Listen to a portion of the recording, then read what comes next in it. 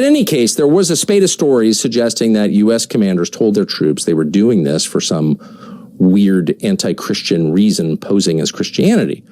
But it's not just the U.S. side. Here's an IDF soldier, apparently an American by his accent, describing why he's at war. Watch this. They call this operation the Swords of Iron. But what are we really fighting for?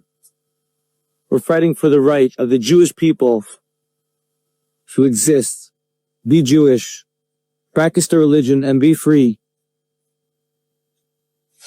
And one day our true leader will come and we'll be united as a whole Jewish nation so we can rebuild the Beit HaMikdash.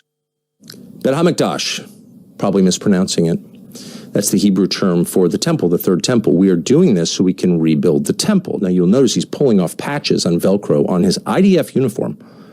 These are not civilian clothes. This is the uniform of the government of Israel, of its military. And he has patches on that uniform, one of which is a symbol of the temple, the third temple. So it just couldn't be clearer. Why are we doing this? To rebuild the third temple. Now, if you think we're just cherry picking this off the internet, one guy wearing an unauthorized temple patch, paid for, by the way, a uniform paid by us, armaments paid for by us, the U.S. taxpayer pays for all this stuff one way or another. The U.S. taxpayer pays for the military of Israel. Boy, does it. If you think we're being unfair and just like found one guy, well, here's a bunch of guys. It took us about 2 minutes on the internet to find this today. Here is a selection of IDF soldiers. Let's put it on the screen. There you go. And all of them have the same patch. Look familiar. Look carefully at that. What is that? That's the temple. That is the third temple.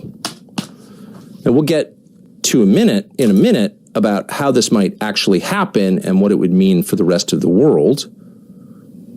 And just to be clear, these are conversations that most Americans, certainly me included, never wanted to have.